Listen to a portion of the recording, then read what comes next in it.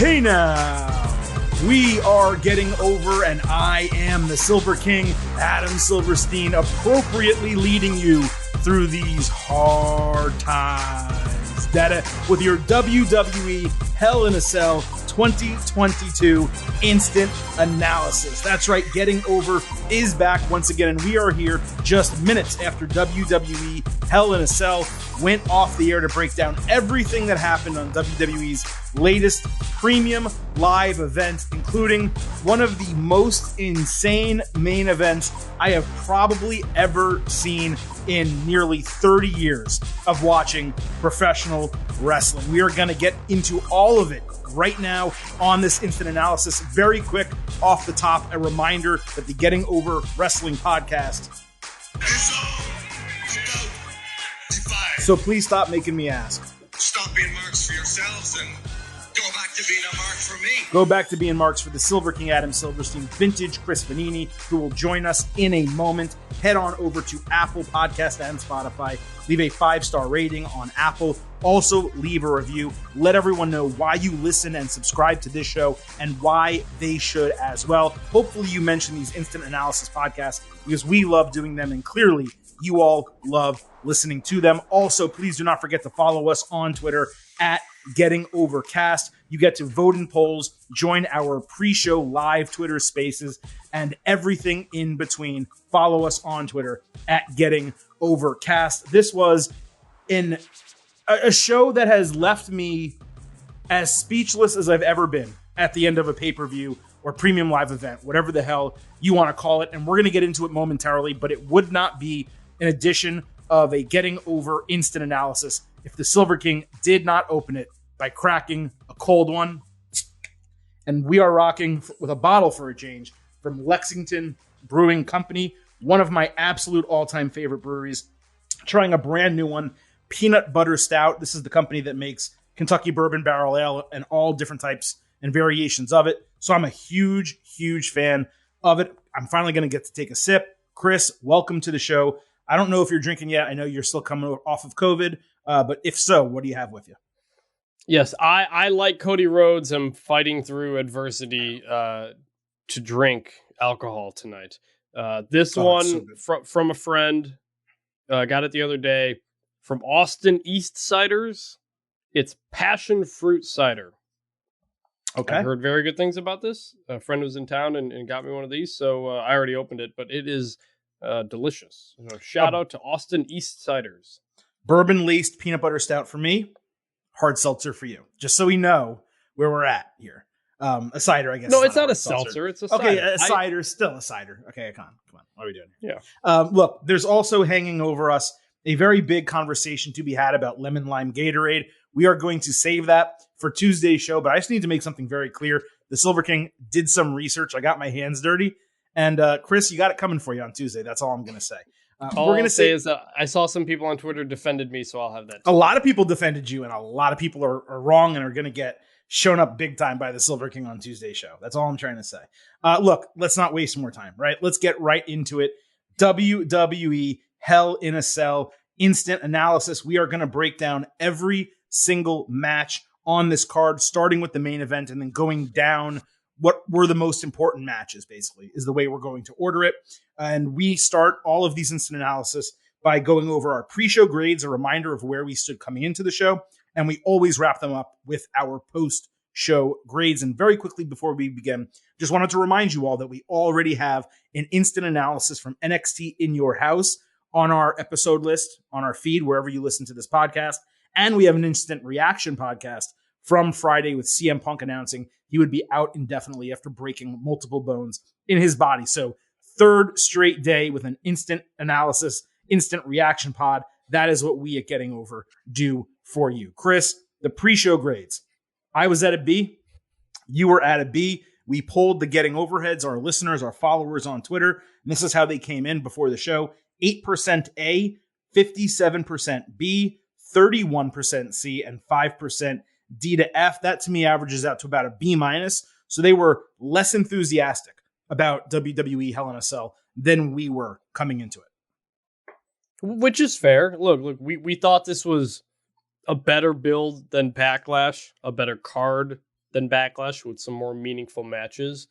But at More the same time, but at the same time, there's no world title on the line. It didn't feel like outside of maybe the Hell in a Cell and maybe the women's triple threat that there was a lot of big moments that could happen. I can understand why coming into the show, everybody was where we were at. Yeah, I think it's completely fair. So let us just immediately go to the main event of the show. Cody Rhodes versus Seth Rollins, part 3, inside Hell in a Cell. I would love to be able to get right to the match, but we actually have a ton to talk about before we get to what happened Sunday night in Chicago. And here is why, folks. We learned 1 hour before the show that Cody had a partially torn pectoral muscle that he fully tore off the bone while training ahead of Hell in a Cell. That's how WWE broke it down. Reports from non-WWE media, I guess is the best way to put it, basically confirmed that was true. Didn't necessarily have that he tore it completely off the bone, but we'll get to it in a moment. It was pretty clear that he tore it completely off the bone. So going into this match, that completely changed my expectations. Because if you have a guy with a completely torn pec, there's absolutely no reason for him to win a match. Especially against the guy the caliber of Seth Rollins. So, for clarity and transparency for everyone, on our WWE Hell in a Cell pre-show live on Twitter Spaces, I did change my prediction from Cody to Seth Rollins on that show for this reason. There was a built-in excuse for Cody to take a loss. And if the guy is going to be out of action for a significant period of time, which you have to be with a torn pectoral like that, the win is basically worthless. That's at least how I felt. You could always have Cody take an excused loss, come back, beat Rollins in his first match back. That was the mentality I took going into the match, Chris. What about you? My pick on our preview last week was that Seth wins. It had nothing to do with the news. I just thought, no way Seth loses 3 in a row. Maybe Cody gets a win back on Raw or something like that. And then on Sunday, when the rumors started trickling out earlier in the day, I'd seen some tweets of people saying, I saw the Cody news. And me, as someone who's always trying to avoid spoilers, immediately muted the word Cody on Twitter for me, so it wouldn't pop up.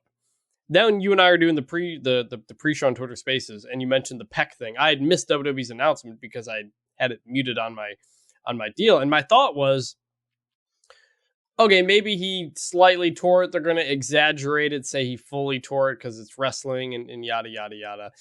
But either way, I was going to be stunned that he would be cleared to wrestle more than anything with that injury based on what we've seen before. So that was my thought coming in.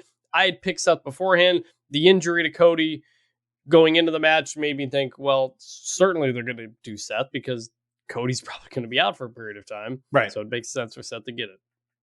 So this was obviously the main event of the show. Rollins came out in a huge cape, only to reveal Dusty Rhodes' black and yellow polka dot gear.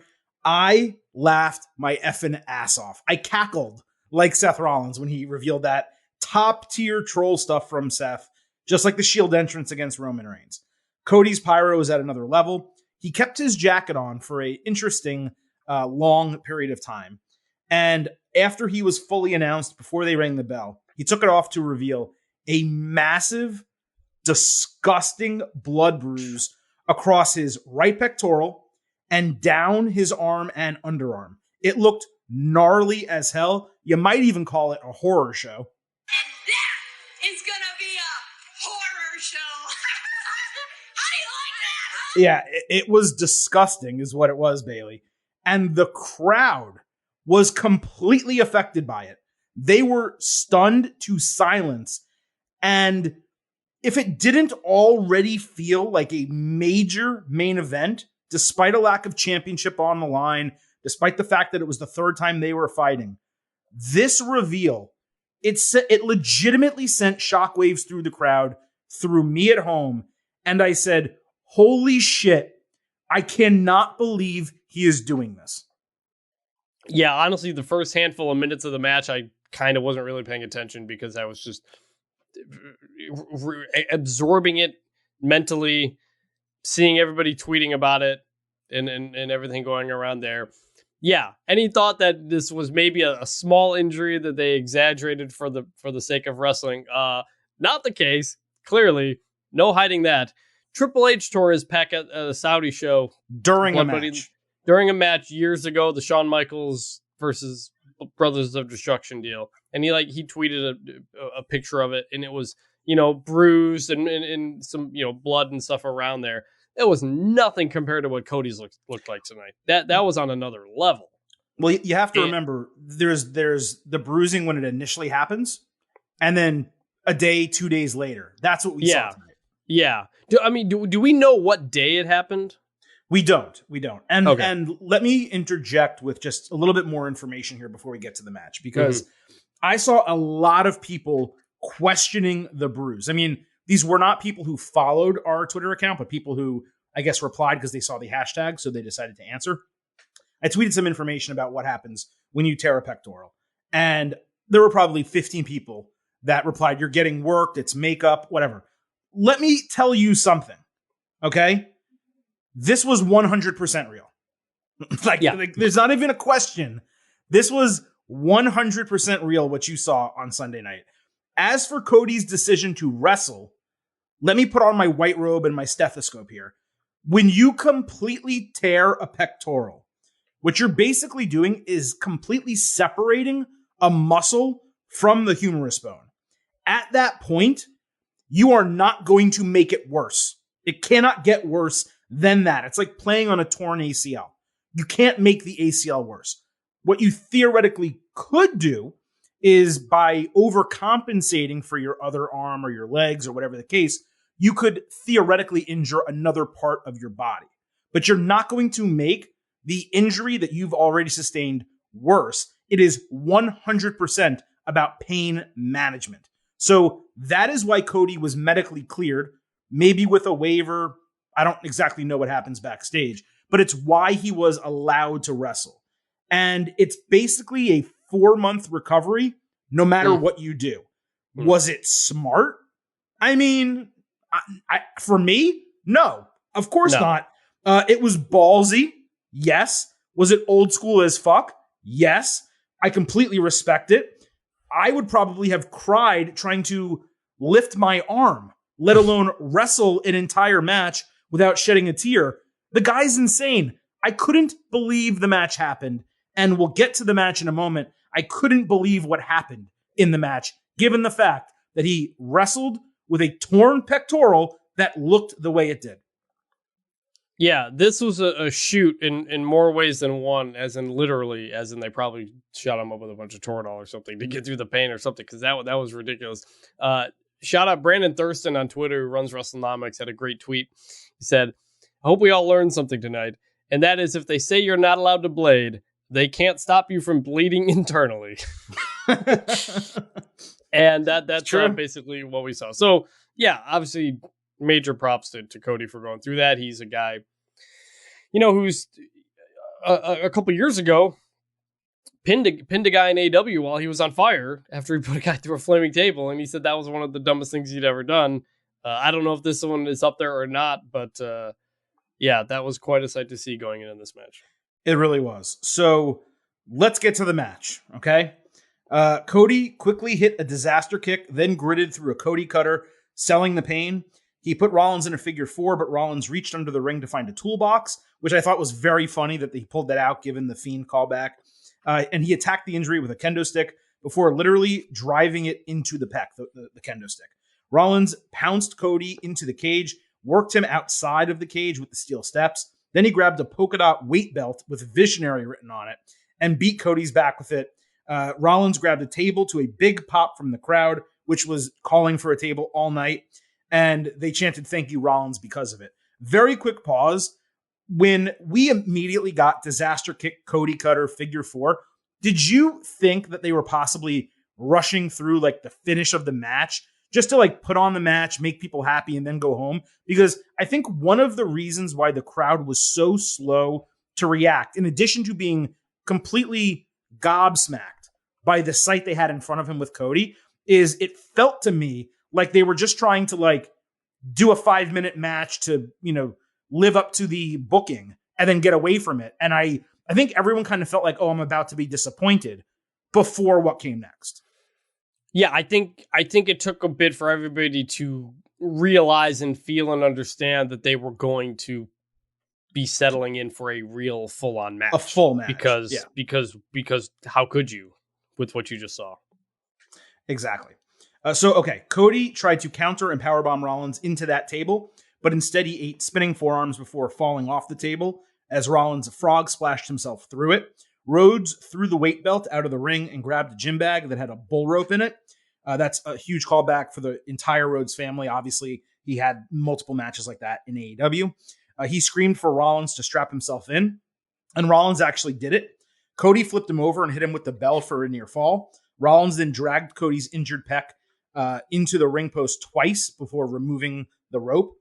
Rollins set up another table in the corner of the ring. They countered each other until Cody hit Crossroads for a 2.5. Rollins snapped Cody's arm and powerbombed him through the table for a 2.9 false finish. The crowd went crazy going, "This is awesome." This is where they really, really finally picked up. Rollins then grabbed a sledgehammer. Cody kicked it out of his hands and reversed a pedigree to hit a pedigree for a 2.9 false finish. Cody then grabbed the sledge and chased Rollins into the ring. Rollins caught him with a stomp for a simple near fall and another "This is awesome" chant. I thought it should have been a false finish. They didn't really sell it as well as I expected. Rollins missed a second stomp but hit Crossroads. He rolled through for a second Crossroads when Cody instead countered it into Crossroads himself. Cody then won a tug of war very briefly for the sledge, but he couldn't lift it in the air. Rollins grabbed it, but Cody kicked it out of his hands and hit 2 Crossroads. He then stopped himself before hitting a third, grabbed the sledge, drilled Rollins in the face with it for the clean 1-2-3 to win with one arm in 25 minutes. Chris, there's all different types of 5-star matches, and I was cautious not to give either of their first 2 matches 5 stars, though an argument could definitely be made for the second one at WrestleMania Backlash. This was not as technically great as either of those, and the crowd actually wasn't as hot as either of those. But there was zero doubt in my mind at the bell when it rang at the end of the match that I just saw a man with one arm wrestle a 5-star match, largely because of the fact that, he did it with one arm. It was probably more like 4.5 without that fact, but I cannot deny what I saw. This was a career-defining and maybe best ever in-ring performance from Cody Rhodes. It was as compelling as you could ask to get from a main event match at a pay-per-view premium live event. Adding in the bull rope was extremely smart to give Cody a way to legitimately create offense. Rollins picking the sledgehammer was obviously a great double callback. And we finally got the pedigree and the sledgehammer from Cody, which has been teased as far back as his final few months in AEW. Did I love the booking decision? We'll cover that after this, Chris. I want to give you a chance to speak first. But this was a banger that exceeded my expectations in every possible way. Cody was insane. Rollins proved he is one of the best in the world. I am still, after how long have we been speaking on this podcast already? 20 minutes nearly? I am still shocked at what I just saw at Hell in a Cell. Look, what's the best part of wrestling? The best part of this fake sport that we love is when it's real. And when you understand that unexpected things come into play, and that's where the true art comes out. A couple years ago, my favorite match of 2020, 2019, whatever year it was, that Worlds Collide match between Undisputed Era and Imperium. And the reason it was that match was because early on, one of the guys in Imperium suffered a real head injury and he had to leave the match. And it became a 4-on-3. And that realness part of it fed into the story of one of these teams is naturally the underdog. And how are they going to pull this out? And they did. That's what this was. It was, how the heck is Cody Rhodes with essentially one arm going to have a real match? This was the type of match, this was the type of performance that people that that don't follow wrestling or only casually follow wrestling, we're talking about it on Twitter. That is a moment. That is what wrestling is about. That is what 5-star matches are about. It's not about doing the coolest moves. It's about the emotion. It's about the story. It's about the moment. And boy, oh boy, did we have one hell of a moment there. And look, yes, absolute incredible credit to Seth Rollins, because when this match started on early on, and certainly I'm sure Cody was selling it a bit, but it legitimately felt like he only had one arm. And you're thinking, how the hell are they going to have a good match when we know he only kind of has one arm? How are they going to pull this into something that we can possibly believe? I have the answer. And they did. The answer for you. And that's why this was a 5-star match. The answer to your question, how? Seth frickin' Rollins. That's how. Yes, exactly. And I'm not using freaking. I'm saying friggin'. Seth friggin' Rollins. That's how you. That's how you get a match like this. Exactly. Dude, one additional note before we move on to the booking, which I think we definitely need to talk about. Cody said after the show in a promo that was just for the Chicago crowd, he was all choked up, by the way, while cutting the promo in the ring. He said it was 100% his decision to wrestle. No one talked him into it, and he would make the same decision 10 times out of 10. Now, knowing the result of the match, right, and the fact that he was not seriously injured any further and was able to get through it, and the fact that it was incredible, of course you would make the same decision 10 times out of 10. Luckily, the guy did not get hurt any worse than he was previously. But again, I mean, wow. Yeah, and look, regarding Cody, pushing his way through his, I know there's a lot of talk about injury culture and stuff like that, and if an athlete can't perform because of an injury, like, they obviously shouldn't be criticized for that more than, you don't want everybody having to work through this the way Cody did, but it's the fact that he did that you can appreciate that for what it was without having to make it something other than what it is. And what it was an incredibly gutsy performance from a guy who quit the company, made himself an independent star, helped build an entire company. Also, he could kind of really come back and get to the moment that he wanted to get to. And he knows that he's on his path to do that and to potentially deal with this injury, this kind of setback. It's tough. And he wanted to go out there and do that for all the people that have supported him throughout this whole ride to get back to where he is. He is on his way to becoming the mega star that he always thought he could be. Unfortunately, this will be a setback in terms of the timetable, perhaps, of that. But this is why Cody Rhodes is Cody Rhodes. This is why he's Dusty's kid. And This was a performance that we'll never forget. The career-defining moment for him was supposed to be winning the WWE Championship. And it still eventually will be when it happens. But this stepped in front of that, man. I've never seen anything like this. I've seen people get injured during matches and continue wrestling, to the best of their ability, gutting through it and finishing. I've never seen something like this before. It was enthralling. It captivated me far more than anything could that was planned in any company, WWE, AEW. You can't beat reality. This was reality that we saw. Yep. Is it real? Real seeping in? That's when wrestling is always at its best. It is. All right. Now, let's talk about the booking because I can praise the match. I could do it for another hour. But we got to talk about the booking. So once Cody suffered that injury, I said it already, they absolutely had to change the booking to Rollins winning.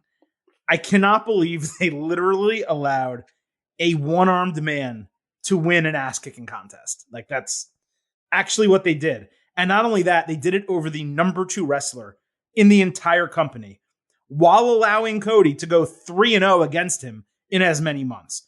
There was no reason they could not have done the exact same match with Rollins using the sledgehammer and getting the win. Like, everything exactly the same with that one exception.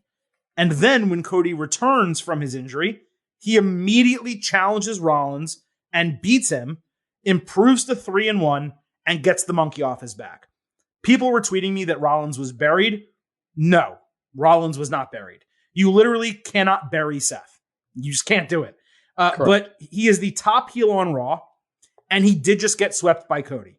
Cody is the top face on Raw, and he is now out 4 months. It's, possibly a little bit longer, but at least 4. Theoretically, they could hold him out to Royal Rumble if they want that to be a big return, but he's out at least 4 months. I'm extremely interested to see what happens with Rollins on Raw, because I honestly have no clue how they rehabilitate him coming out of this, unless they just have him go on a run and like win the US championship and make it the number 1 title on the show or something like that.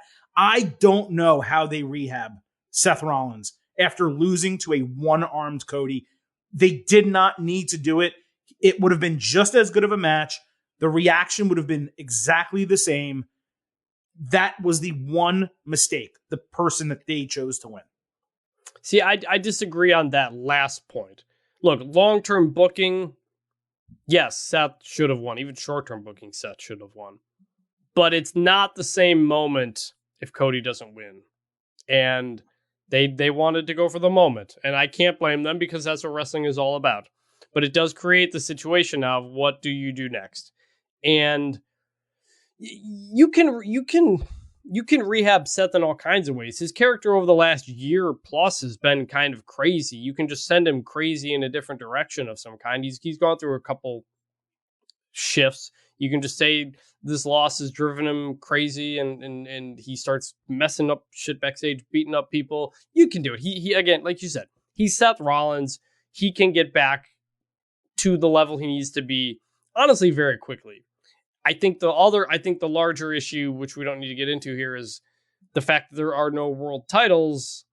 Yeah. And the US title is on Austin Theory. I was just like, where is everybody going here? Mm-hmm. And that's what I think that's it's been the problem question about Raw. Yeah. It's been the problem. So it's kind of a general issue. Like, you really are going to have to create some sort of story here for Seth, because it's not like, oh, you can just get him back in the title picture and he'll be fine. There is no title picture right now. That's the issue. So I'm not really sure where Seth goes here. That's the huge question. And I am very interested in Raw on Monday, by the way, because I want to see if Cody comes out and speaks, which I have to assume he will. And I want to see what the hell happens with Rollins. Do they keep him off the show and sell this a little bit? Does he come off and figure out a way to kind of come back from this? I don't know. I don't know what either of them are going to do, and I don't know what the booking is going forward. But I do have one question. After tonight, are you convinced that Cody is officially the guy to dethrone Roman Reigns? Because I have to believe, and I tweeted it before we started taping, that infamous now, internet meme with Vince like falling backwards and further backwards in his chair and then having his mind blown, and it's the famous GIF right now. That had to be his reaction to the end of this match in gorilla position. Like, this is everything Vince McMahon loves.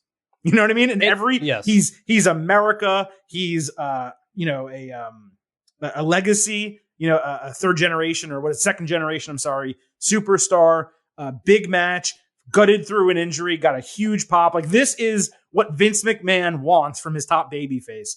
And coming out of this show, I am now fully of the belief, even though I already believed it before, but I'm now fully of the belief that Cody will be the one to beat Roman Reigns. And Cody fully knows that Vince is that guy too, and that's part of the reason. I'm sure that's part of the reason he did that. Absolutely. How many times have we seen a key guy get injured and he never gets back to that level? Finn Balor got injured right after winning the Universal title, never got it back. So like, it doesn't take long for Vince to lose faith in people, and he loses faith in people more quickly than anything when it's injuries. And it took a long, Daniel Bryan, it took him a long time to finally get back to where he wanted to be. If Vince can't trust you to stay healthy, you're done. Mm-hmm. And so Cody had to go out and prove that he could get through this. Is Cody the guy to do it? I think he should be, but I think about Drew McIntyre at Clash at the Castle, which is already a match that's set up. And so I think there's a really good chance it happens there. And maybe if The Rock one. is going to, maybe that's just like the Universal title that's on the line. I don't know. Again, this is the problem with having one champion. It is. If The Rock is going to come back from Mania and you do Roman Rock, you don't need a title for that. You could do it some other way. But in an ideal world, yes, Cody would be the guy I want to take it off Roman. Well, I'm asking if he will be. If you believe Vince now has him pegged for that role. I'm going to say no. I'm going to say it's McIntyre. Okay. Understood. One other note before I forget and before we move on. Major major shout out to Jimmy Smith, and even more than Jimmy Smith, Corey Graves on commentary for that main event. He was absolutely incredible. Maybe the single best match he's called in his entire career, possibly with an exception of some of the stuff he did in NXT late in his NXT career. But Corey Graves was on point throughout that entire match. Seriously, go back, watch the match again, and pay close attention to Corey Graves. He sold the gruesomeness, the shock value of seeing Cody do what he was doing, and just the moment, as well as any color commentator could. It was fantastic stuff from Corey Graves. Yep, absolutely. Totally. Okay. That was nearly a half hour on the main event of a B-level pay-per-view. Believe it or not, we have a lot more to talk about. 6 more matches. We're going to break them all down. We're going to give you our post-show grades. We are nowhere near done yet with this WWE Hell in a Cell instant analysis. Let's move to what was the co-main event in terms of booking for the show. The Raw Women's Championship, Bianca Belair against Asuka and Becky Lynch in a triple threat match. This opened the show, and at first I was like, man, this maybe should have main evented given the fact that we knew about Cody's injury. I'm glad this opened the show. It was in the appropriate spot given what happened at the end. Belair switched up her gear a little bit, by the way. Asuka countered a KOD into a brief armbar with Bianca lifting her for a buckle bomb. Lynch then flipped Asuka off the top rope into Belair and threw Asuka into the post. Belair accidentally speared Asuka off the apron, with Lynch hitting a draping leg drop for a 2.5. She had a Bexploder on Bianca, then a regular flying leg drop for a broken fall. Asuka killed Lynch with spinning back fists and the hip attack for another near fall. Belair broke up a disarmer. Lynch escaped a KOD. Bianca did a high-stepping vertical suplex in a really fun spot. Lynch grabbed her braid, but Belair used it to fling her into the corner, then hit a spine buster on Lynch and a glam slam on Asuka into Lynch on the ground, plus a double springboard moonsault for a double near fall. The crowd was on absolute fire for this. Asuka caught a Belair moonsault with a codebreaker, then hit another on Lynch, plus a double hip attack for 2 near falls. Then she did a sick double ankle lock. They got another big pop. Belair countered disarm her by lifting Lynch with one shoulder into a KOD, but Becky escaped. Lynch kicked out of an inside cradle, then hit a manhandle slam on Belair, with Asuka breaking the fall. Lynch avoided a hip attack and put disarm her on Asuka through the ropes. Belair tried for a KOD on the apron, but got knocked off. Asuka and Lynch countered multiple pins until the Asuka lock was put into Becky twice. There was a minor botch with Belair flying out of nowhere. I think she was supposed to hit a 450 to break up the fall, but she missed it and hurt her hand. Then she hit Asuka with a glam slam into the top turnbuckle. Belair went for KOD when Lynch threw her out of the ring and hit the manhandle slam, but Belair tossed her away to pin Asuka and retain the title in 19 minutes.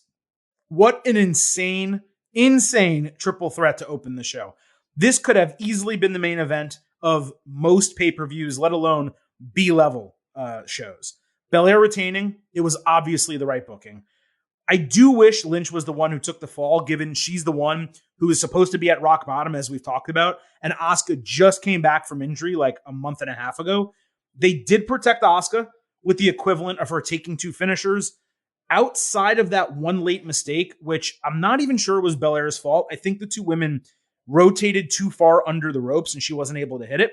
Other than that, this was a perfect match in terms of execution.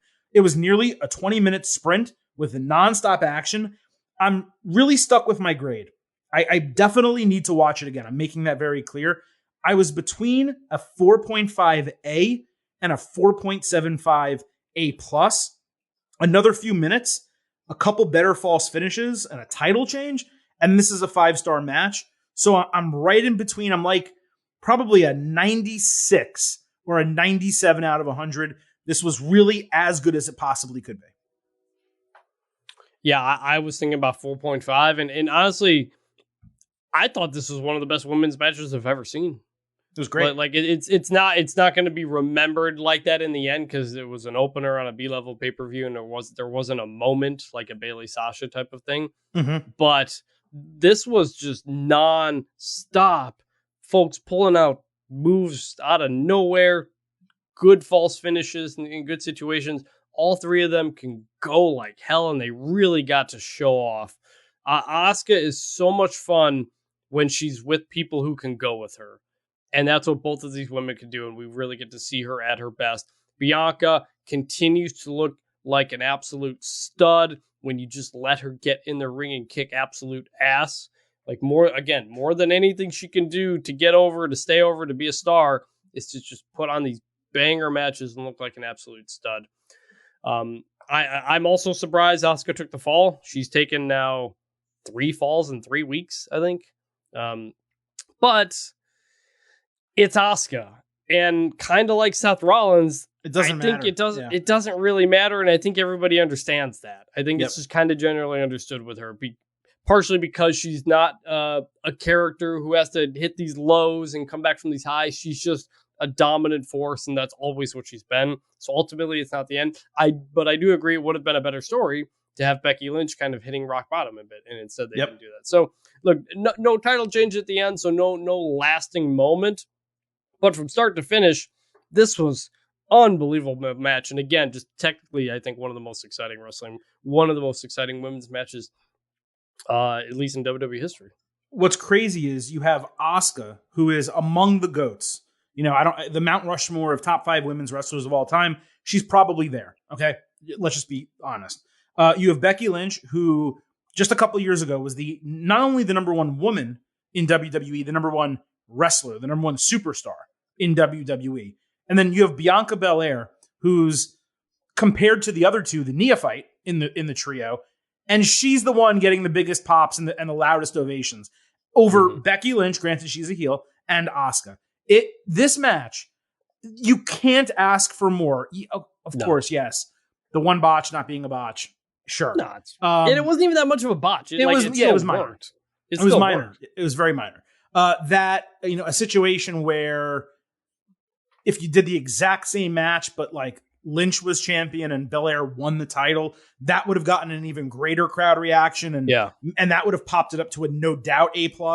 A couple more false finishes that were not broken falls, but actually kickouts. There's these little things that can kind of take it over the top, but you're nitpicking. Like this was just incredible. It was as good of a women's match. It wasn't the best one I've ever seen, but it was as good as my top, 10 or 15 in that range that I've ever seen. I think it was along the lines of the Becky Lynch, Charlotte Flair, Asuka, TLC triple threat. I think the TLC match was a little bit better than this. I'd really have to go back and watch it, but that had the element of weapons and extra stuff. This was a triple threat match with no DQ. Guess what? They didn't use any weapons. I loved that. I loved that they didn't resort to it just because they could have. This was awesome. A great opener. And between this and the main event, the Hell in a Cell match, Chris, we went into the show saying, man, there's no world title, no Roman Reigns. The undisputed tag team championships aren't being defended. What exactly is the show? And WWE showed us, I'm not going to put the cart before the horse. We'll talk about final grades at the end. But they showed us they can put a hell of a pay-per-view on with just 2 major matches and only one of them being a title match. And this goes to show when you talk about the Hell in a Cell match with Cody and Seth, what I've been saying for years on this podcast and every podcast that I've ever been on, you do not need to have championships to have major matches. You don't have to give Brock Lesnar the title. You don't have to give Goldberg the title. They can fight at any time in major matches, and it can still mean a shitload. And I think that Hell in a Cell match proved it, and this women's match proved that the women, they've done it many times before, they can carry a card from a championship perspective. Yeah, and honestly, when this match ended, I thought to myself, WWE's women's division might be better than its men's division overall. like it's really good. They don't get the time, and there's some bad stuff at the bottom. There's not as much depth, but on a per capita basis, on a per match basis, the women might be even better. And it was also striking, coming a week after Double or Nothing. Although I know we got 3 women's matches on that card, but you realize just how far ahead WWE's women's division is from basically everybody when you see a match like this. I would rather have one women's match like this than 3 women's matches. I mean, you can't even compare it. The totality of those 3 matches didn't compare to this one. The best moves, if you took the best moves from all 3 of those AEW women's matches, it wouldn't even come half as close as the quality of this match, as far as I'm concerned, at least. All right, one more thing. In terms of what comes next, I really hope WWE goes with Lynch and Asuka in a non-title feud at Money in the Bank. I don't want to see them in the Money in the Bank match. I don't want to see them challenging Belair. She can find another opponent, or maybe even not defend the title. I'm totally okay with that if they skip a pay-per-view or premium whatever live event without Belair defending. I have a feeling that's what was planned for Hell in a Cell. We were going to get Asuka and Lynch with Belair obviously fighting Naomi before that whole shit happened. I just don't want to miss out on Lynch Asuka in a singles match because we saw it, them head-to-head in this match. We've seen it numerous times before. They are the perfect match. You have Sasha Banks and Bayley. They're the perfect match. And you have Becky Lynch and Asuka. They're just perfect together. And I badly want that one-on-one. I do too, but I also think they're going to want star power in that Money in the Bank match. They typically do, and you don't typically have a Money in the Bank full of mid-carders. They try to throw a couple stars in there, and I got a feeling they may throw Becky and Asuka in there, even if they don't want them to. Yeah, it'd be interesting. All right, let's move to the 6-man intergender match. I guess it's not intergender, mixed. 6-person mixed tag team match. AJ Styles, Finn Balor, and Liv Morgan against Judgment Day. Club Liv all wore Bullet Club black and white, which was a nice touch. Rhea Ripley, I thought she switched up her gear, going with shorts instead of her pants, but she tweeted after the show that her gear was lost and she utilized what she had. She looked great. Oh. She could totally go with that as far as I'm concerned. I legit wrote it down. I love her new gear. So. Yeah, that wasn't the plan. So, hey, Rhea, go with it. Cool. The women were set to start the match, but instead there was an all-out brawl. The guys flung Morgan into Ripley for a great Hurricanrana. Ripley then delivered a sick headbutt, and Morgan hit a missile dropkick, forcing a tag. Styles challenged Edge, but Damian Priest tagged in. Balor soon got singled out. He and Priest had a good sequence, with Balor hitting his signatures before a Styles hot tag. Styles was killing Edge until Ripley distracted, but he took out Priest with a knee and hit phenomenal forearm cold on Edge, with Priest breaking the fall. Morgan countered a powerbomb into a Hurricanrana for a near fall, then got another one on a crucifix driver. Ripley showed off her power, wrenching Liv into a vertical suplex. Then she escaped Riptide, Liv did, tagged Balor, and hit a DDT on Ripley before all 6 brawled, with the faces doing 3 pendulum splashes outside for a really, really big pop. Styles, I don't know who he hit. I think he hit Rhea Ripley's shoe. He got busted open hard way, right at his hairline. Blood splattered outside the ring. His face was covered. It was really nasty. There were 3 people, by the way, who bled at Hell in a Cell, and none of them were Cody Rhodes. Yeah. All of them were Hardway, and none of them were Cody Rhodes. It was incredible. Ripley knocked Balor down on a coup de grace. Then he ate South of Heaven. Styles took Priest out with a phenomenal forearm before Edge threw him into the post. Balor countered the spear with an inside cradle for a near fall. Then he hit Sling Blade. And as he went for a coup de grace, Ripley stood in front of him, between him and Edge, but Liv jumped on her back. Edge rolled away from the coup de grace and immediately hit the spear on Balor for the 1-2-3 in 16 minutes. This was a perfectly booked match with a perfectly booked finish.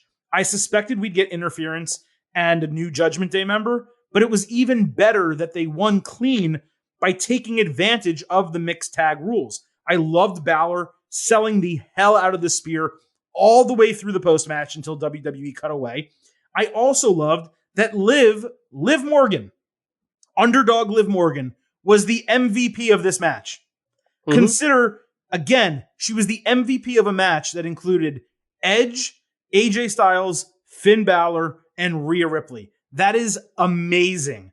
There was a great fake-out finishes, tons of fun with all 6 wrestlers getting to shine. I'm really not sure what else you could want here. I went 4.25 stars and an A. Yeah, I was right around there about 4 stars. This was exactly what it needed to be. Going back to the entrance, the Judgment Day keeps getting compared to House of Black for obvious reasons. One thing House of Black clearly had over them was entrance. I think the Judgment Day might have a better entrance now. That bit where they all come out one by one out of the shadow. It's and awesome. They're walking down, and the Tron's got the wings, and the way the camera sets. It looks like Edge or Rhea, whoever has big set of wings. That is so freaking cool. They really finally nailed this aesthetic after taking a while to figure it out. Like I said, I loved Rhea's new look. I don't know if she's going to keep it or not. And yeah, the match was just a lot of fun. 6-person intergender. It gets chaotic at times, but it always felt like they were sticking with one story that was going on in the match. I love how it finishes with Rhea kind of technically willing to sacrifice herself to protect Edge. Like, it fits the story of what his disciples. Rhea's willing to stand in there and potentially have AJ or have Finn Balor do something, but he doesn't, obviously, and that whole setup. So this was great. And as it was going on, I thought to myself, yeah, I kind of don't want them to end this with another person, because this is just like a really good match and it deserves like a good finish and not a continuation of what they kept doing. So this was pleasantly surprising, even more than I thought. And yeah, this was just straight up great. Yeah, I am curious what's going to happen with all of them. We'll find out Monday what direction they go. This is a long show. We don't necessarily need to speculate on that now, but I am curious where it goes when Judgment Day. Not only do they win completely clean. It was totally legitimate. United States Championship match. Theory defending against Mustafa Ali. This was the penultimate match on the show. Ali got a hometown entrance with Chicago Bulls colored shirt and a huge pop. He flew all over the place early, hitting a great high-risk crossbody outside. Theory lifted Ali into the post, then threw him off the top rope outside. Then Theory hit his seated springboard Spanish fly for a couple near falls. Ali hit a big tornado DDT, but Theory knocked him off the top rope. Ali escaped A-Town down and locked him in the STF with Theory grabbing the ropes. Ali then hit an awesome draping DDT off a tilt-a-whirl, but he completely missed a 450 splash. Ali sold an injured knee. Theory chopped it out from under him, and then he hit A-Town down to retain the title in 10 minutes. This was an extremely well-wrestled match. As soon as I saw it in the popcorn match spot, it was very obvious we were going to get a title retention. That was unfortunate, given the reaction to a title win. Could have made Ali. It could have gotten him completely over. But as we said on the Ultimate Preview, even though I badly wanted the title change, predicted it, thought they should do it, I didn't really have an expectation that it would actually happen. I'd even have been okay with Ali winning it and keeping it for like 3 weeks and losing it back to Theory on Raw. But the right guy won for what WWE wants, and Theory is no slouch. I saw people upset that Ali was put in this position and lost. Well, there's a couple things. One, they didn't build the storyline for shit. So it's not like they built up this huge moment and then had him lose. They gave us a terrible storyline over the last 6 weeks, 7 weeks, whatever it was, a really shitty storyline. And yeah, they gave him a match in his hometown. He got to show out. He looked really good in defeat. He was the star of the match, but ultimately they kept the title on the guy they want to keep the title on. And I'm not going to, drag them for that. They worked me with the 450 spot before they zoomed in too close. Ali is a really high ceiling. I went 3.75 stars and a B+. It was just super entertaining. I hope WWE realizes the type of reaction Ali can get and takes advantage of it. But, I can't hold out too much hope because they've proven time and time again that they're just not going to. I said this on the pre-show too, but look, it's a wrestler in their hometown. Unless it's Bianca Belair, they're probably going to lose. And we already knew the lack of story and lack of everything. This was obviously going to be an Austin Theory win. But you're right. They got more than 10 minutes. Ali got to look really impressive, got a lot of offense in, basically lost because his 450 didn't work. He really showed that he deserves to get more of a push. And I think that's the takeaway coming out of this match is that, hey, on this stage, he really delivered. And you hope that the company will realize that and continue to do more forward. Would have loved to have a better build to this. Would have loved to have a build worthy of an Ali win for this. But they haven't done that yet. They still have not. They haven't done that with Theory at all in any of his feuds yet. He's still surface level as a character. We got to get deeper into him with some stories if this U.S. title run is going to mean anything. But this was a good step forward for everybody involved. It was a really fun match, and you hope the people in the back see that. Ali and Money in the Bank, yes or no? In the match, not winning it. In the match. Yes. Frankly, because who the hell else is going to be in that match now that Cody's not going to be in it? So, there's plenty. Who the hell? There's plenty of people on Raw to be in that match. There's a million people on Raw. Raw is the one brand that has no problem putting people in that match. Yeah, kind of. Do they do 8 people now? Is that what they do? Well, I guess you got to do. Yeah, they do. But I guess you got to do Raw and SmackDown in there. I was thinking you got to have somebody who can do some big flying spots. Oh, Ricochet's in that match for sure. Yeah, because he's probably losing the Intercontinental belt next week. So right. I'm gonna say yeah, but that might be optimistic. Okay, I hope he is. We're putting the good vibes out there. Ali in the Money in the Bank match.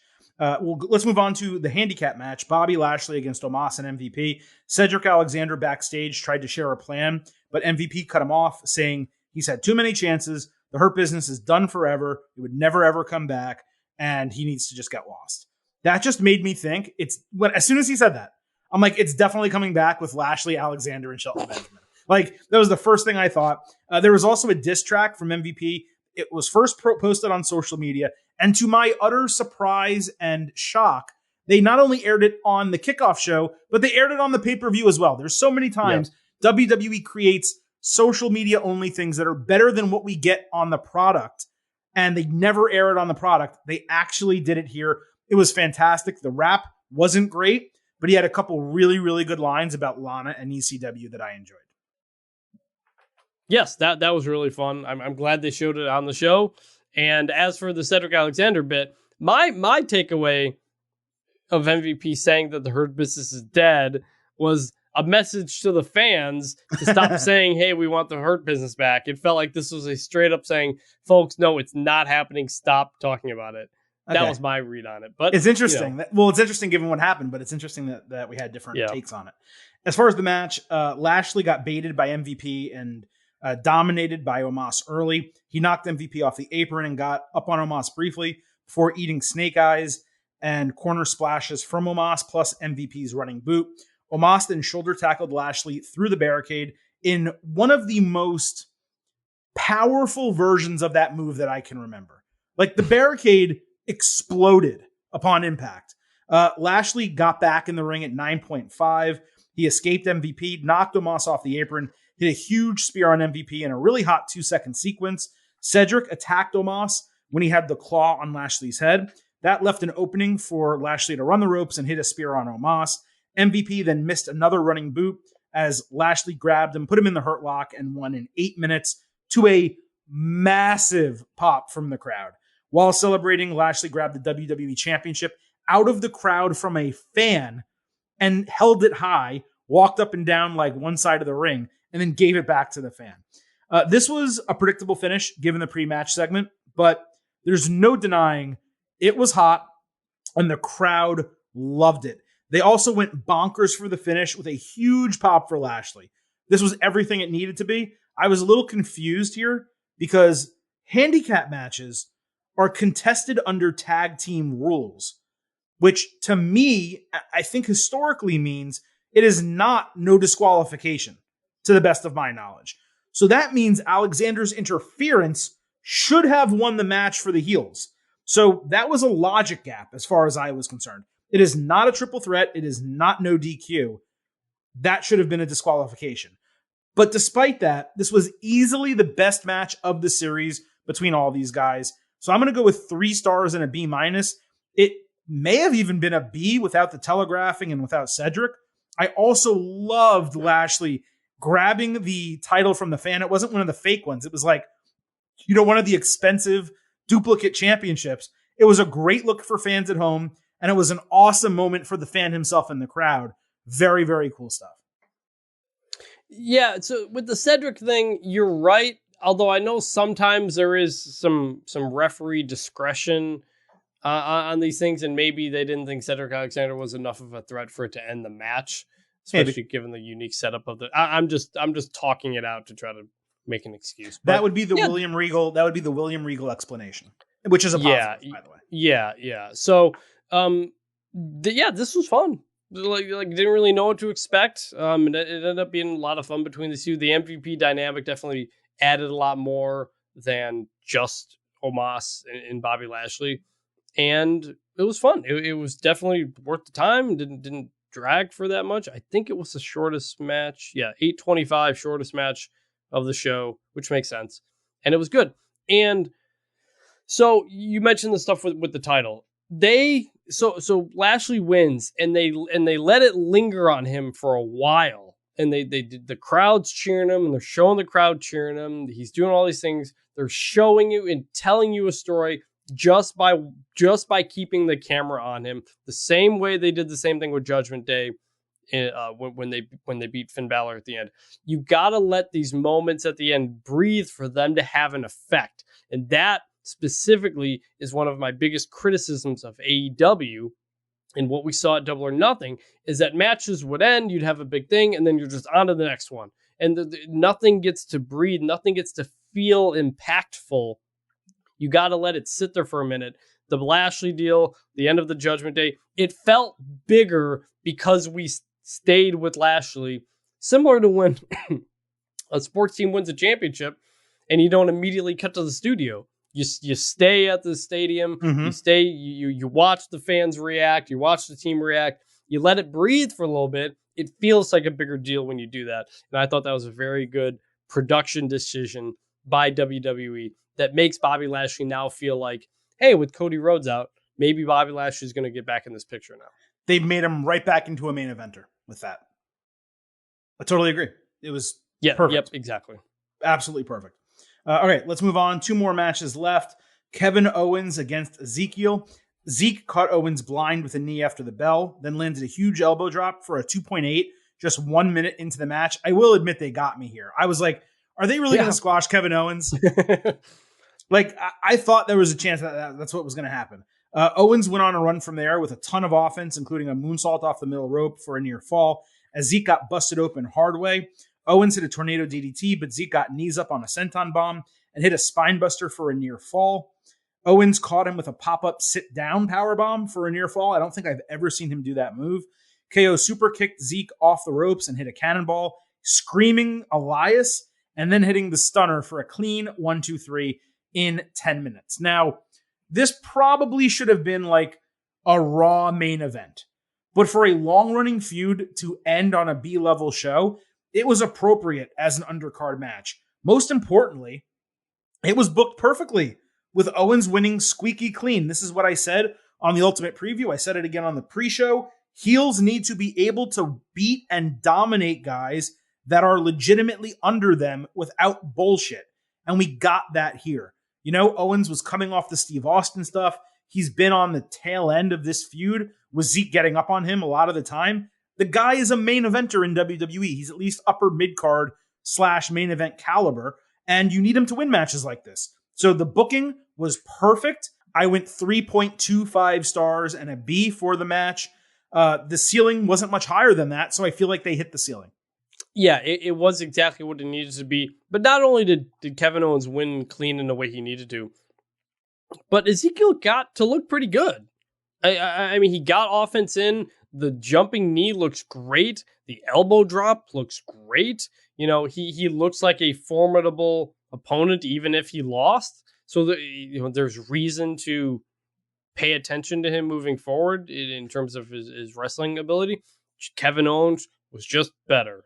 And I think they made the comment that it was Ezekiel's first pay-per-view match. So, you know, you can lean into that a little bit as well. But yeah, they've told the story over 2 months. We enjoyed the story. It was fun.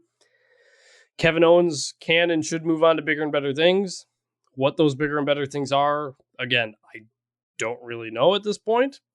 But yeah, this was exactly what it needed to be. And I trust Elias / Ezekiel's ability to keep this gimmick going and adjust it as needed moving forward, because he gets everything over. So we'll have to see what that is. We certainly thought those bigger and better things would probably be a Cody feud. that seemed like it was the direction that they were going. Mm-hmm. Obviously, it's not happening now. But to your point that you just said, this was Zeke / Elias. This was his best match in WWE by a pretty decent margin. as far as I'm concerned. I do wonder if Zeke's failures like lead to the return of Elias, or if they stick with this, or even if they go back and forth somehow in like a 3 faces of Foley type of deal. One more quick thing before we get out. There was a really, really fun "He's Elias, no, he's not" chant that happened during the match. The Chicago crowd, we're not going to have another chance to say it.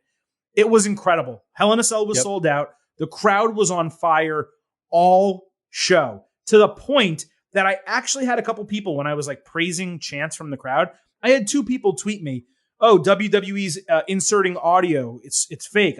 No, that's what a real crowd sounds like. Like the "We Want Tables" chants and stuff. That was all real. The crowd was legitimately loud. Like, just because there's a loud crowd at a WWE show doesn't mean they're sweetening it. In fact, WWE has actually cut back somewhat significantly, I would say, on the piped in audio. I'm not saying they stopped, and they still do it in certain circumstances, like with Lacey Evans, or they do it in very obvious spots that very would not obvious normally get a cheer. Yeah, exactly. Places that they don't change a boo to a cheer. They change now anymore. They change a nothing into a cheer or a boo. Yes, exactly. In spots where the crowd is not reacting at all, that they want a reaction because they're trying to get someone over as a heel or a face or whatever the case. That is where they insert it now. It's not consistently all show like it had been, but it definitely did not happen on this show. At least in no spots that I could tell. So the people that were tweeting me that, like, I don't know what you're talking about. This crowd was hot as hell. This is what you want a wrestling crowd to be like. Yeah, look, it's Chicago. Like Chicago sold out a Hell in a Cell show. It was gonna be a good crowd. Like there was no circumstances where it wasn't going to be. I made the comment beforehand that I was honestly surprised the card wasn't as good because it was Chicago, and I thought they'd want to run a better show because of the crowd. Turns out they did run a great show. So yeah. So that's look, WWE. The fact that they do the fake crowd noise at all is really stupid, and we hate it. But It's also very obvious when they do it, and just it became a thing after the Thunderdome of like it's just like a conspiracy now where all WWE crowd noise is fake because people want to think that. This was not the case tonight for obvious reasons. It was a great show. There was no reason to do fake crowd noise because it's a Chicago crowd into what was a really good show.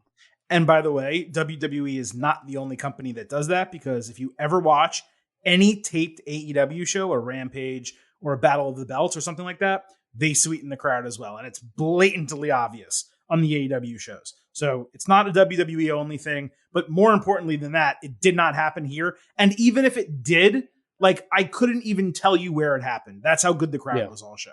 And that's the important part. And then lastly, we had Madcap Moss against Happy Corbin in a no holds barred match. This was the lone SmackDown match on the entire show, but we can't get right to it. We got to talk about how it's set up. So let's go down what happened on SmackDown. Madcap Moss returned. He jumped out of an ambulance with a brand new look, and he looked great. He said the old Madcap Moss was buried, and he called out Happy Corbin to come fight him. Corbin said Moss was throwing away his career. Adam Pearce made a match. This went to commercial, came back. Corbin didn't want to fight. The match started, and then it ended in 30 seconds after Moss used the chair for disqualification. Corbin took a couple chair shots. Moss wrapped the chair around his neck for retribution and grabbed the steel steps as officials ran in to stop him. Moss was incensed. And by the way, I get that he was incensed, because guess what? The referees didn't run in to stop Corbin from doing that to him, but because he's a babyface, they stopped him from attacking Corbin. Made zero sense, but whatever. They needed to push it along. The crowd was on fire on SmackDown for this. Pearce later made the no-holds-barred match for Hell in a Cell, and my thought was, look, you cannot deny crowd reaction. At the same time, making us wait through a commercial break for a match and have it end 30 seconds later was absurd, but it did in the moment generate a ton of buzz. Yeah, no, it was properly intense. It's the kind of thing you wanted out of this, the kind of thing you wanted out of Corbin for a long time, the kind of thing you didn't think they would give us. The Moss return in the ambulance was cool. Part of me kind of wish he had like black suspenders on, just because he had made the comment a couple weeks ago that he was thinking about making championship suspenders And so it was he looked a little bit generic, just black shorts and everything, but the dude is ripped as hell and looks great. So this was good. It actually surprisingly got me kind of excited for a Corbin Moss match. It was like, this was the one where it's like, okay, like I can understand this. I feel this story now after months and months of not that. So credit to a good last second build. Shouldn't it have been an ambulance match though? I mean, Moss got stretchered out by Corbin's attack into an ambulance. Then he comes back out of an ambulance and they just do a no holds barred match. Yeah, would have been better. I'm glad it was something instead of just a match. Right. Ambulance would have been better. No holds barred still properly. It was a worthy stipulation, so at least it was something. All right. Now, I know we need to get to the premium live event match. I get it. But I cannot go on without saying this. I need to say it. I've been begging for Moss to get a brand new gimmick for months. And WWE goes ahead and gives him new gear. They give him new music. And I think they even gave him a new Titantron. Yet they are not only still calling him Madcap Moss, but in some cases, they even drop Moss and are just calling him fucking Madcap. Did they forget why his name was Madcap? Madcap means eccentric, foolish, crazy. The gimmick is changed. So why the fuck is he still saddled with Madcap? It doesn't even fit him anymore. How could they go through the whole completely necessary, by the way, process of refreshing this guy and not change the name when WWE's favorite thing to do is change names for no reason? They actually had a reason to change it here, and they still didn't. It's atrocious. How is a guy named Madcap ever going to become anything? This is bullshit, man. Look, I think most people, me included when it started, just didn't know and don't know what Madcap means. And look, it's a catchy name. I would have changed it just because Riddick Moss is a pretty sweet freaking name. Of course I would have gone back to that, and it fits his look if he's going to be serious and stuff like that. But I did see some people on Twitter saying that they're glad he kept the name because it is memorable. It's not just like Jonathan Blank and they took out the first name or something like that. Like it is a descriptor. I would have changed it though back to Riddick Moss because Riddick is a freaking sweet name. But he got over with Madcap. He didn't get over with Moss. He got over with Madcap, and I kind of understand why they kept it, even if he's not technically Madcap anymore. As if anybody knew what that meant. It would be like continuing to call Baron Corbin Constable Corbin, or now continuing to call him Happy Corbin when he comes back, and it's going to be a new gimmick. They've changed Corbin's name a million times. Why can't they change Moss's name? Powerhouse, yeah, like you have Powerhouse Hobbs, right? Like a name like that. Why can't you call him descriptors? Another different descriptor, Corbin. Moss. I don't get it. Yeah, no, I agree. All right, so let's get to the match. They went right to the stage after the bell, and then they went right to the announce table after that. Moss threw a desk chair right at Corbin's dome and then put him into the steel steps. The crowd chanted for tables, and Corbin pretended to get one, only to smile and close the ring apron like an asshole. I absolutely loved it. I thought it was so funny. Corbin, on the apron, chokeslammed Moss inside the ring. Corbin killed Moss with a chair, but Moss caught him with a drop toe hold onto a chair. Corbin hit a deep six for a near fall, then grabbed another chair under the ring to booze as he kept teasing them. He set it up in the corner, and Moss reversed him into it, then grabbed another chair and wore his ass out with it. Moss DDT'd Corbin into the chair for a 2.5, then speared him in the corner twice and pounced him out of the ring. Corbin chop blocked Moss while he was running at ringside, then wrapped a chair around his neck and drove the legs of the chair into the announce table. It was a pretty gnarly spot. Corbin put the base of the steps in the corner of the ring, but Moss escaped the powerbomb, and he did a fall-away slam on Corbin into the steps. Then he hit the punchline, wrapped a chair around Corbin's neck, and crushed it with the steps in a Brian Pillman spot for the win in 12 minutes. The only mistake in this entire match was not calling an audible and grabbing a table. But that's the inexperience of Moss and probably WWE wanting the guys to stick to the plan. So this was a very solid no holds barred match with some really good individual spots, and the right person won. It's exactly what it needed to be. Corbin gets time off. Hopefully he gets rid of Happy after a full year. All they need to do is fix Madcap Moss's name, make it something else Moss, and I'm going to be happy. I went 3.5 stars and a B. I just was very pleased. I was shockingly pleased with the quality of this match. This was great. It might have been the best match, at least the most interesting match of Corbin's main roster run. I mean, it was properly physical. It felt like a blood feud. It felt like two guys who were super pissed off at each other, which is exactly what wrestling is supposed to be. This is the kind of Corbin that I've wanted to see forever. He's always like in these sarcastic feuds, talking down to people instead of being like actually mad at somebody with somebody actually mad at him, and it feels like an intense fight. That's what this felt like. It felt like a fight. We don't get that enough with Corbin. And Moss matched it as well. This was really good. I don't want to see it ever again. I want these two to be done with each other now. But this was a great way for a story that went on too long, like every Corbin story. This might be the most fulfilling, hopefully, end to a Corbin story that we've ever had. It was properly. It was a good final stamp on something here, and I think everybody's better for it. I think hopefully they learn what they can do with these people instead of doing the same stuff with Corbin. So this was pleasantly surprising. This was the thing, obviously, we were all looking forward to the least.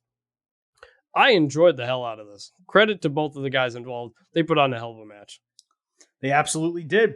And that is the instant analysis of WWE Hell in a Cell, which means it is time for us to give our post-show grades. Now, Chris, we normally go with the listener grades first, but I don't think we should do that. I'm very curious the way you and I break this match down, or this card down from a grading perspective.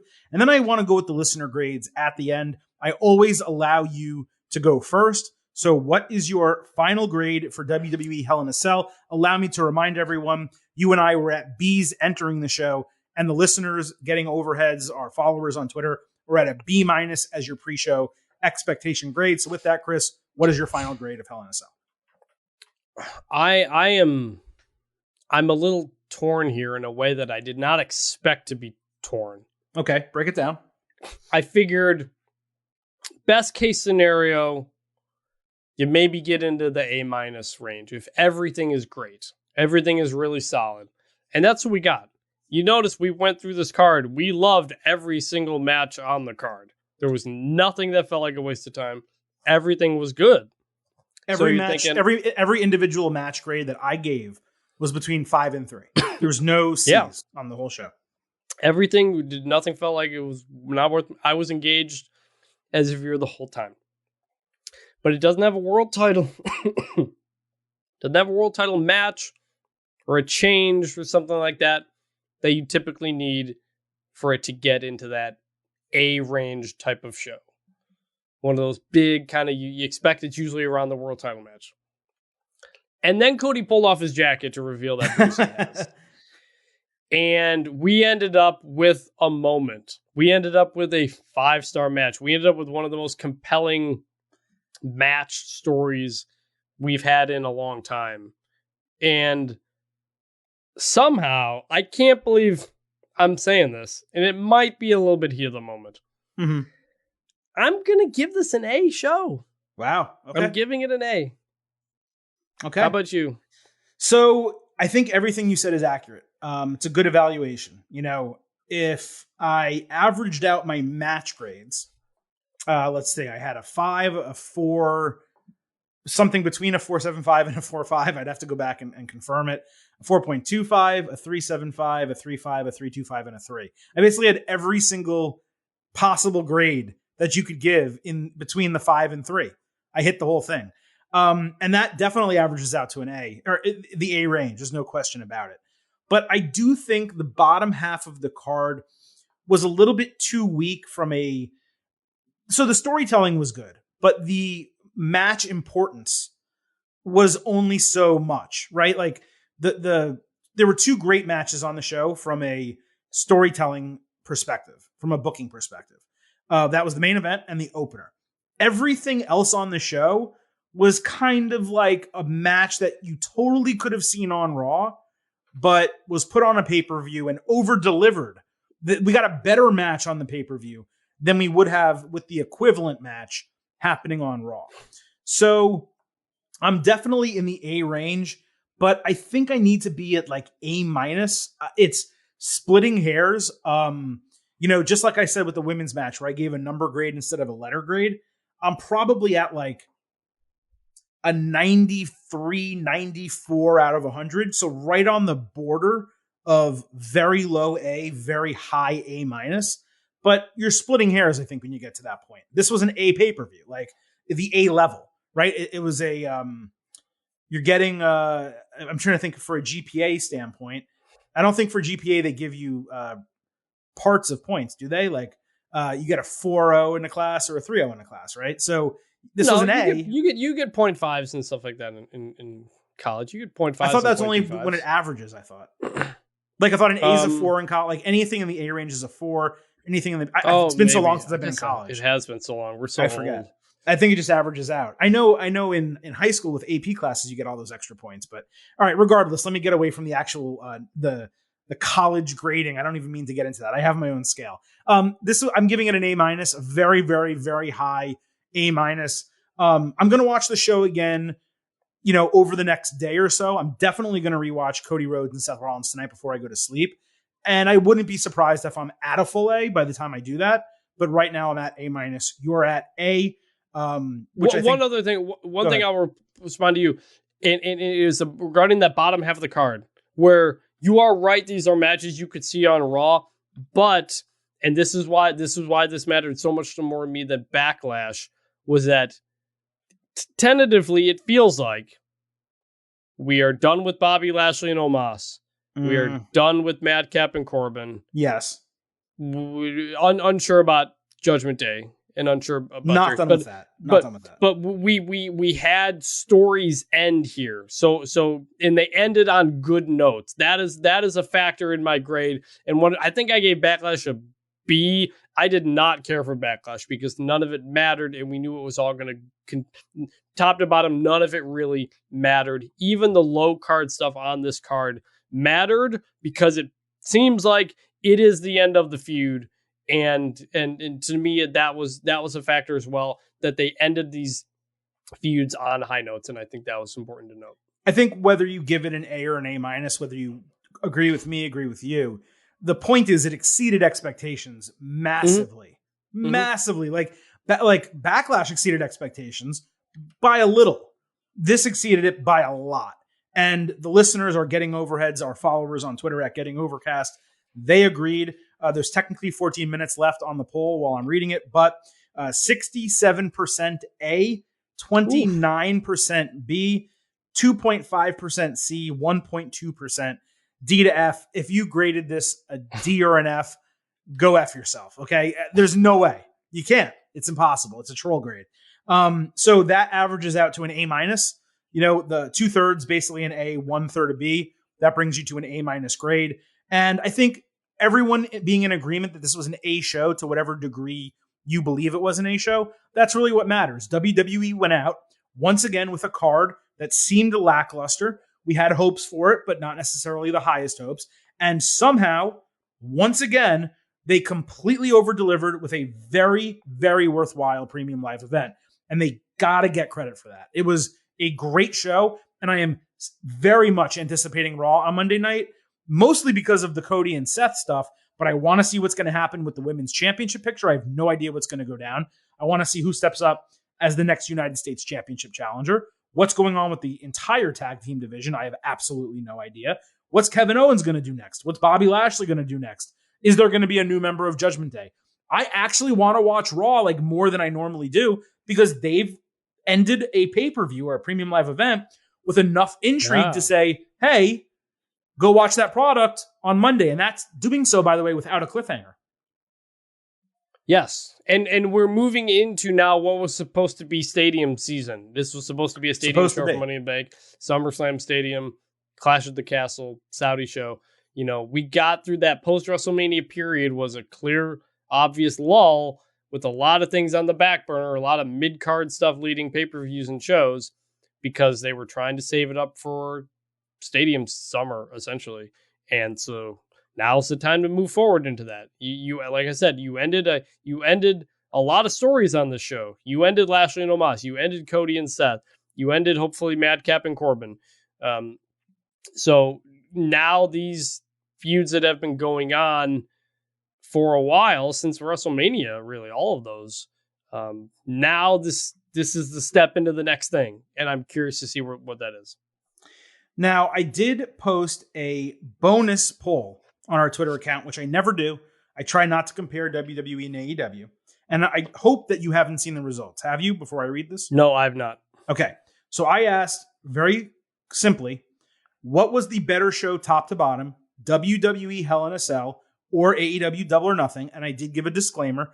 I said, please vote legitimately and without bias either way. Now, of course, you're still going to get bias. And yes, the results need to be considered that it's a WWE night. There was a WWE show tonight. People were searching the hashtag, so more WWE fans found it. There's no doubt about it. But I'm curious, number one, for you to answer that question. What was a better show, top to bottom, Hell in a Cell or Double or Nothing? And then tell me what you think the percentage was, like how the voting panned out. Well, I mean, I have to say I was clearly much more on Hell in a Cell because I gave it an A and I gave Double or Nothing, I think, a B-. And right, same. The reasoning was we got one title change on Double or Nothing. So my biggest thing out of Double or Nothing was you gave us 5 hours. A lot of it was really nothing, and you didn't create moments outside of Anarchy in the Arena. Anarchy in the Arena was great. CM Punk winning the title was great. Outside of that, nothing else in the pay-per-view was memorable, really. And so it was a lot of, I can't believe this is going on. I'm bored. I'm not engaged for several things that were going on. This was a 3-hour show where everything was kept tight and everything was really good and exceeded expectations and matched the story being told. A lot of AEW did not have a good build to Double or Nothing either. Nope. And they didn't crescendo with the pay-per-view. A lot of those matches were way too damn long. And to me, Hell in a Cell was just a better show because it was shorter, because it had about the same amount of moments, but everything fit what it was supposed to be. Double or Nothing felt like everything was trying to swing for the fences by giving everybody so much time in the world, and a lot of them fell short, and that takes away from it. Yep. Otherwise, I think WWE stayed within what it was going to be and nailed exactly what it was going to be. And that's why I end up with an A grade for Hell in a Cell and a B- for Double or Nothing because of what both of them were trying to position themselves as. Double or Nothing's positioning itself is basically Double or Nothing is basically AEW's WrestleMania. It's always in Vegas. You have the fan fest. You do everything around it. It's not like it is their biggest show of the four, I think, generally. And it tried to be that, and it fell way short of that. Hell in a Cell didn't try to be a top pay-per-view show. It tried to be a mid-level pay-per-view, and it hit exactly that. So I agree with that. I think a lot of the finishes, the booking, the decision-making for Double or Nothing, that was also a huge part of the problem. With Hell in a Cell, I disagreed with a couple of the decisions that were made, but they were minor. Like the person who got pinned in the women's championship match. And then clearly they were planning to have Cody win. I just thought they should have changed that and had Seth win given the injury. But that was clearly the plan, and it still didn't detract from the quality of the match. Whereas in AEW, a lot of the finishes and the bookings for Double or Nothing fell way, way, way short of what I would consider positive or even for me acceptable. And I criticized it as much, and I gave it a B-, just like you did. What you did not answer, Chris, is what you thought the percentages were on the poll that I posted. Tell me what you guess it was. Again, take into consideration that it's a WWE night and more WWE fans probably answered. Although I did ask people to do it without bias. I'll say 60-40 in favor of Hell in a Cell is my guess. Hell in a Cell, 83%. Woo! Double or Nothing, 17%. So I think it's fair to kind of bump both numbers 20% in terms of reality, right? Yeah. And I think it would probably, if I asked this like Tuesday night or something like that, I think it probably would be around, 65-35. But yeah, Hell in a Cell, for me, clearly the better show. I don't even think it's comparable in terms of just entertainment value and overall quality. You can talk about work rate. Work rate is only one element to a quality match or a quality show. There's fan reaction. I think the crowds were relatively equal, for both Double or Nothing and Hell in a Cell. And then there's booking, storytelling, creative, all that type of stuff. And that is the area in which I feel WWE absolutely shined on Sunday night. And they gave us a Hell in a Cell. You know what? This is a show I'm going to remember. A couple of years from now, I'm going to say, hey, you know what? I should watch Hell in a Cell 2022. I want to see that Cody match. And you know what? Since I'm going to turn it on, I'm going to watch the women's match as well. Yes. That's what it comes down to in the end. It's for any show. What are you going to remember from it? That's why Backlash was nothing to me, because there was nothing I cared to. There was nothing I came out of it thinking, man, that we're going to be thinking about that forever. There was none of that. We're going to be thinking about Cody's torn pec forever. And that was, and look, undoubtedly it was not booked that way. It just happened to turn out that way. But that's how it goes. When I think about Double or Nothing, I'm going to think about Jericho Appreciation Society and CM Punk winning the match. I'm not going to think about anything else. I'm not going to think about the Owen Hart stuff. I'm not going to think about the women's matches. I'm not going to think about the Hardys Bucks. I'm probably not going to think about Wardlow MJF because it wasn't even a match. Right. It was just it didn't meet what it was trying to meet.